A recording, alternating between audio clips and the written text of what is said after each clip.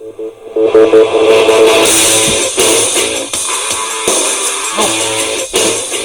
Hey guys, sorry, I didn't see you there. Sorry, I was kind of listening to some of my music here.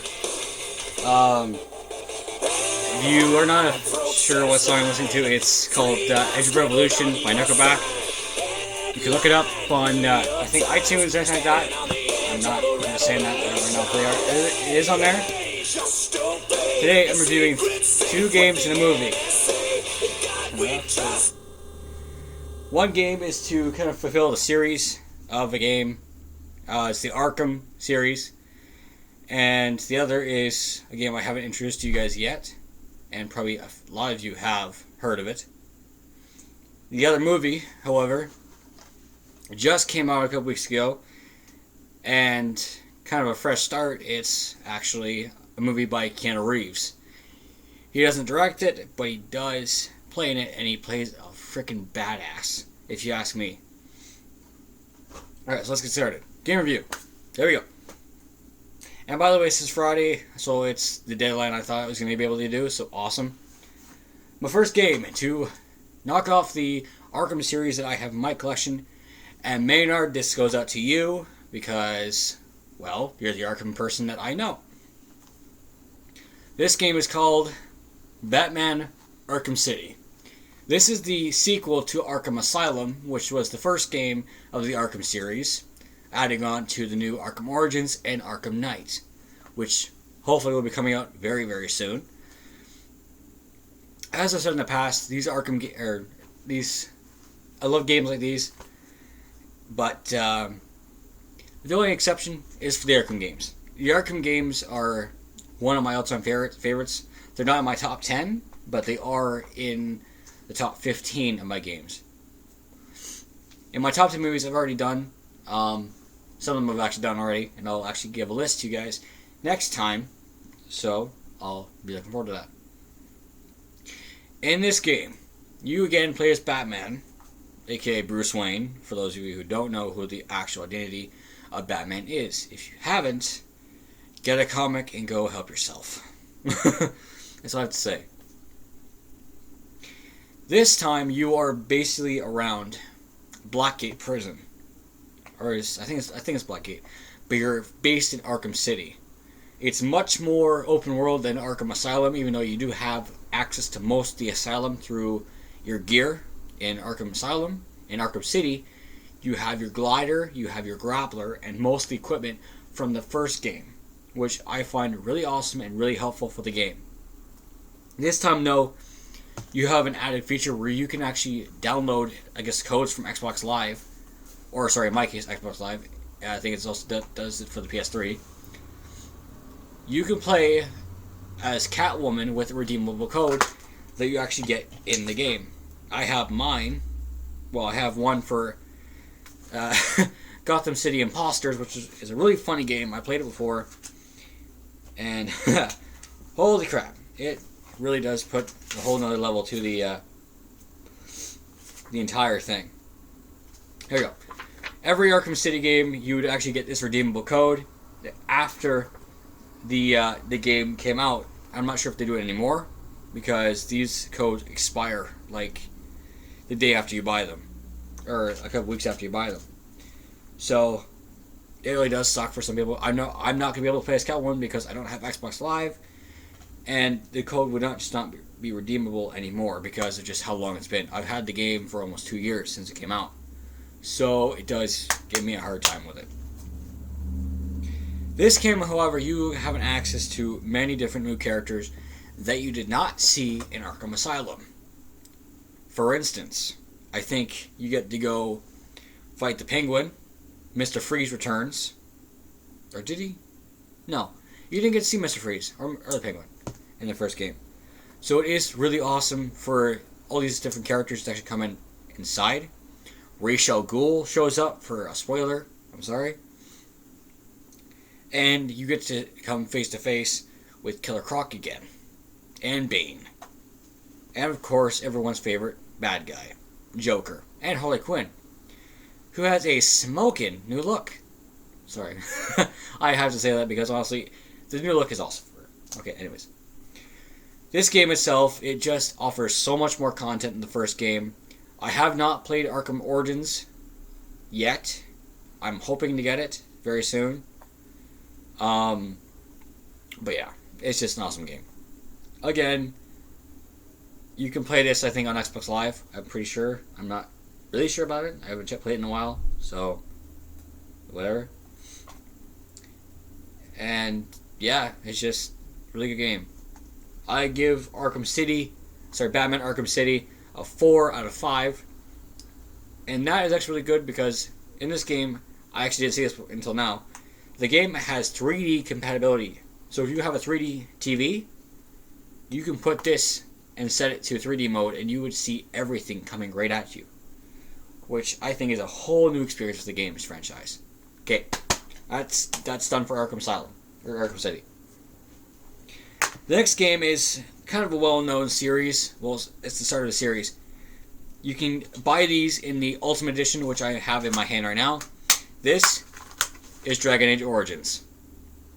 Dragon Age pictures you as the, hero. You have to choose between 3 different races: human, dwarf, or elf. Now, before you think about, going through the Lord of the Rings kind of things about it, only these certain versions, these kind of stay true to the old theories between medieval times. If dwarves existed, if elves existed. Well, kind of dwarves do exist, I guess. Not to be, hating on anybody, but whatever. You, again, play as the Grey Warden, or in this game, you play as yourself, a Grey Warden, a character who becomes a Grey Warden, and if you do the game right, you save the world. Which is not based in our world, it's based in a place called, what the hell is it? I can't remember the name of the place. I think, it's, I don't remember. I'll think of it. Ferelden, there we go. Ferelden. However, in the Ultimate Edition, which I hold in my hand right now, you have a bonus disc which allows for 7 DLCs. That's extra games and extra content for the game that you wouldn't normally have if you just had Origins itself. You get the second game, Awakening, which is kind of a traversal point where Origins splits up into Awakening. Each of the DLCs features characters that you have, some of you know, some of you don't. For instance, I will just put as a spoiler for some people who have played the game and some of them who won't. In this game, you play as whatever character you want to play as, but you have restrictions to the roles. A human can be anything you want. So you can choose a rogue class, mage class, or warrior class. Dwarves, mages, rogues. Elves, mages, rogues, warriors. I can't really go into much detail with why dwarves don't have a mage class, but if you play the game, you'll find out. But everything in the game is just, again, it's open world, but it kind of depends on, because there's no other standpoint to it. You have a fixated point and you have to go to it.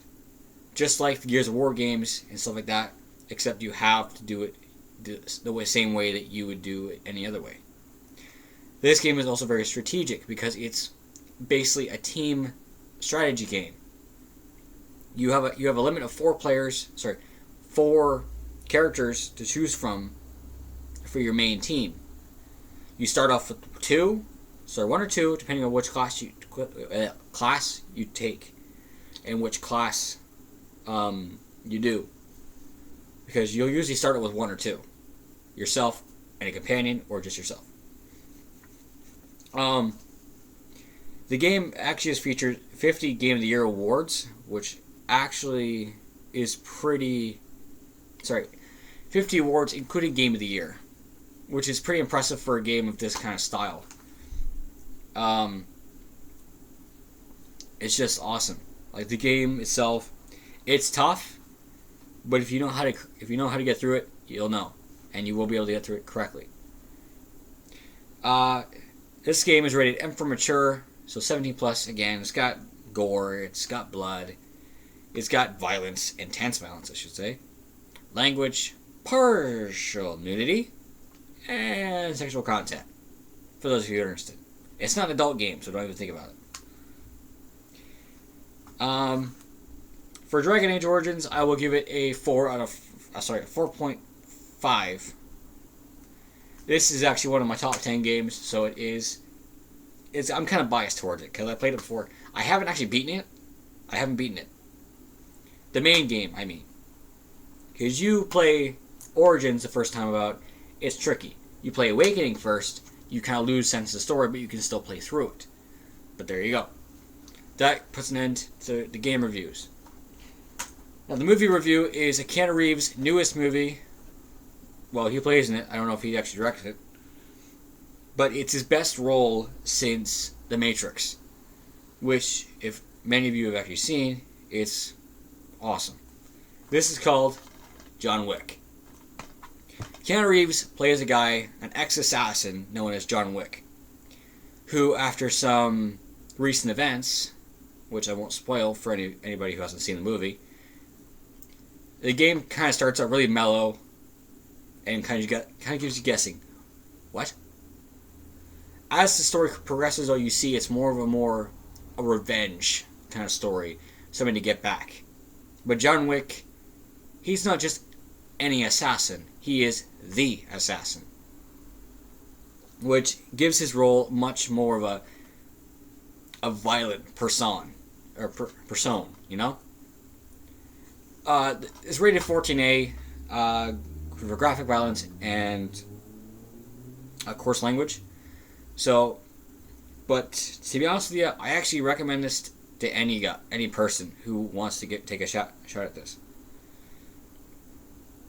So, if you're into stuff like that, if you're into movies that just feature, guns, bullets, kill scenes, whatever, you'll know this is a movie for you.